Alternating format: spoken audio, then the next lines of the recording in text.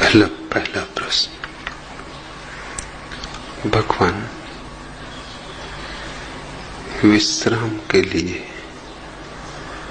अनंत आकाश में उड़ने वाला पक्षी घास का छोटा सा घोंसला बनाता है और विश्राम के लिए आदमी ने पहले गुफा खोजी और फिर झोपड़ा और मकान बनाया, और आप आज अनहद में विश्राम की चर्चा शुरू कर रहे हैं। भगवान, यह अनहद में विश्राम क्या है, यह हमें समझाने की कृपा करें। आनंद मैत्रेय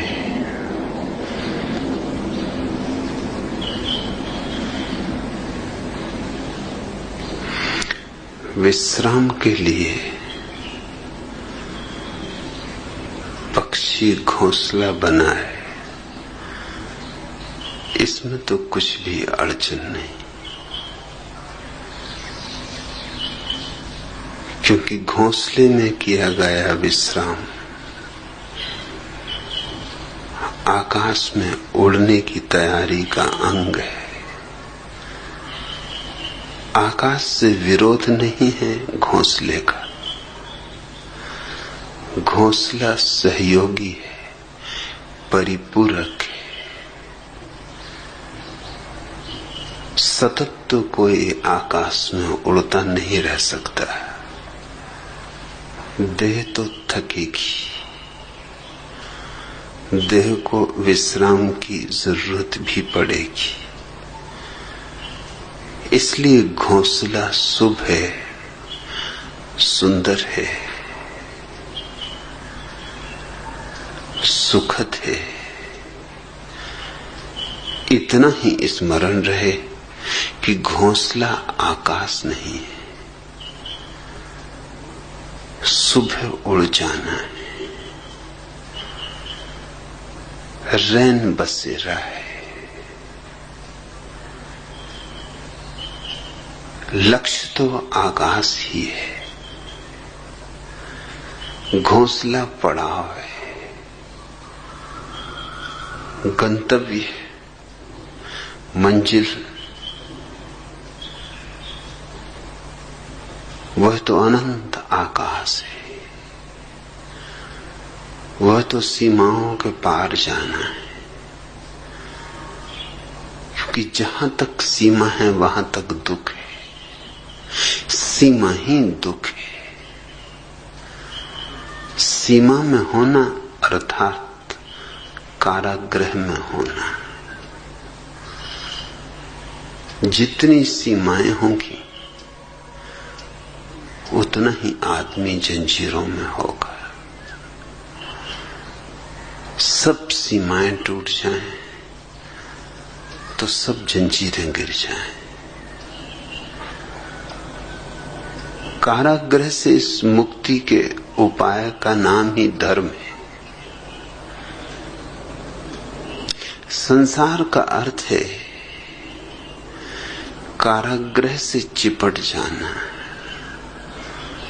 कारागृह को पकड़ लेना, जंजीरों को आभूषण समझ लेना।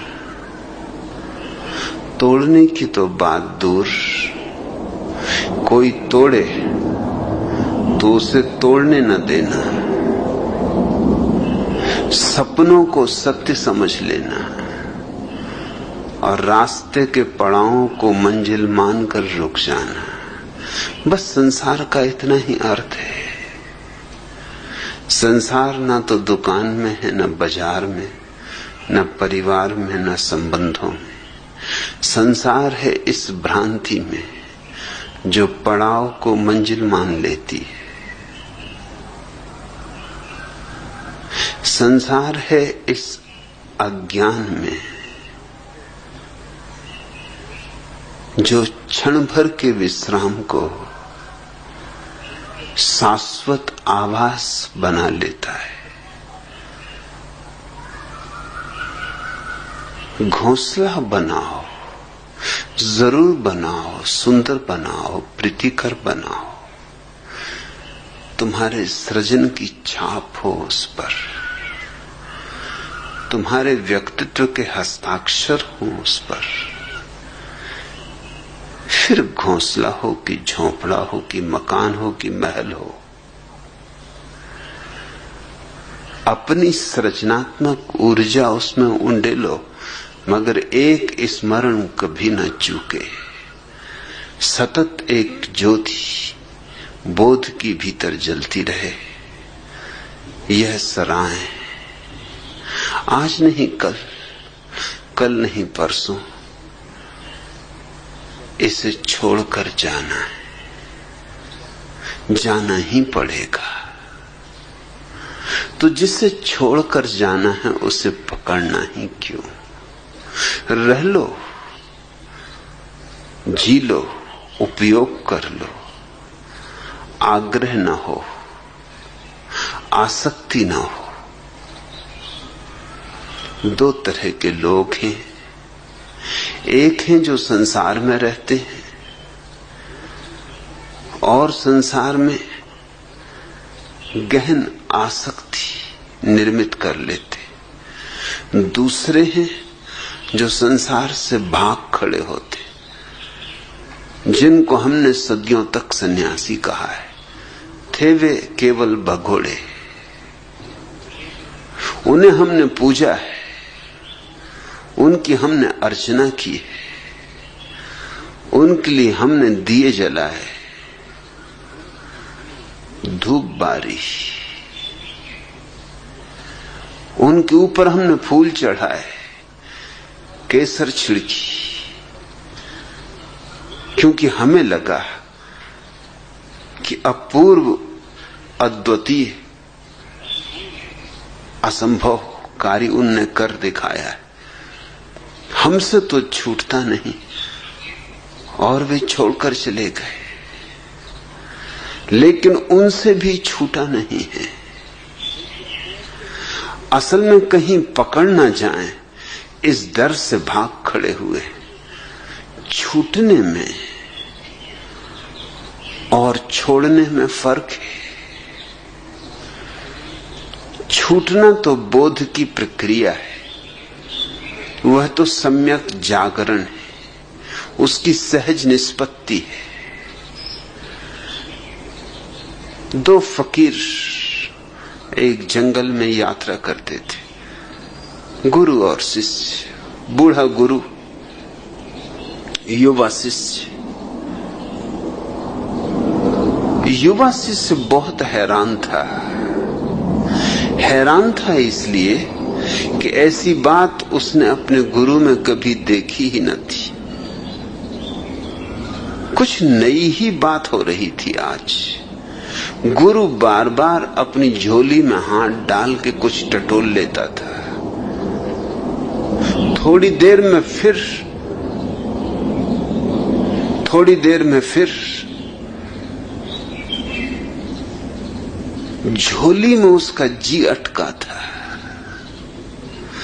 शिष्य सोचता था कि क्या झोली में है आज। उसे कभी चिंतित नहीं देखा,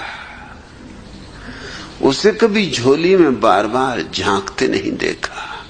आज क्या माजरा है। फिर सांझ होने लगी, सूरज ढलने लगा। वे कुएं पर हाथ मुंह धोने, थोड़ा विश्राम करने, थोड़ा कलेबा कर लेने को रुके।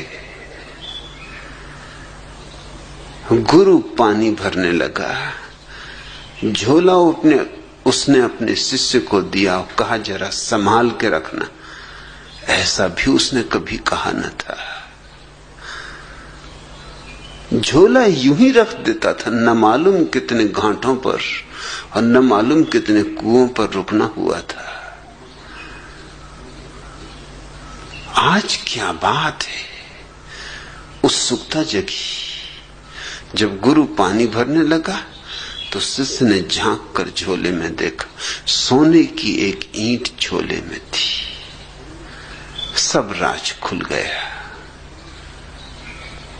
उसने ईंट को तो निकाल के झोले के बाहर कुएं के पास पास फेंक दिया एक गड्ढे में, और उसी वजन का एक पत्थर झोले में रख दिया। गुरु ने जल्दी से हाथ मुंह धोया, नाश्ता किया, बीच बीच में झोले पे नजर भी रखी, एक दो बार चेताया भी शिष्य को कि झोले का ख्याल रखना। शिष्य हंसा, उसने का पूरा ख्याल, आप बिल्कुल निष्फिक्र रहे, चिंता की अब कोई बात ही नहीं।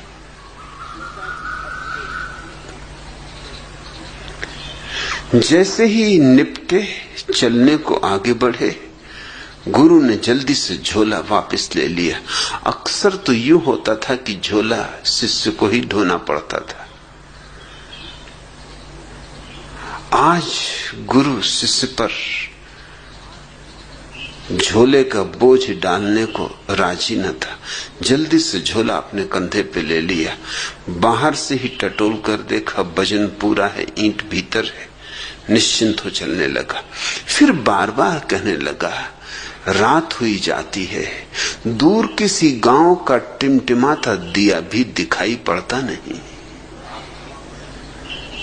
जंगल है, अंधेरा है, अमावस है, चोर लफंगे लुटेरे, कोई भी दुर्घटना घट सकती है। जब भी गुरु ये कहे, शिष्य हंसे। आखिर गुरु ने 2 मील चलने के बाद पूछा कि तू हंसता क्यों है? शिष्य ने कहा, मैं इसलिए हंसता हूं कि अब आप बिल्कुल निश्चिंत हो जाएं। आपकी चिंता का कारण तो मैं कुएं के पास ही फेंक आया हूं। तब घबरा के गुरु ने झोले में हाथ डाला, देखा तो पत्थर था, सोने की ईंट तो जा चुकी थी। क्षण भर को तो सदमा लगा, छाती की धक धक रुक गई होगी, श्वास ठहरी की ठहरी रह गई होगी, लेकिन फिर बोध भी हुआ। बोध ये हुआ कि 2 मील तक झोले में तो पत्थर था,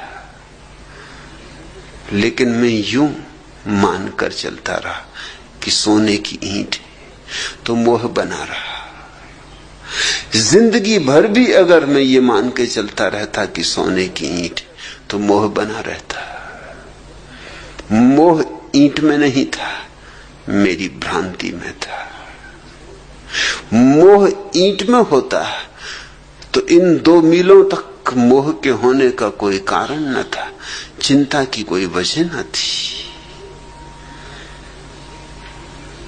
मेरी आसक्ति मेरे भीतर थी, बाहर की ईंट में नहीं।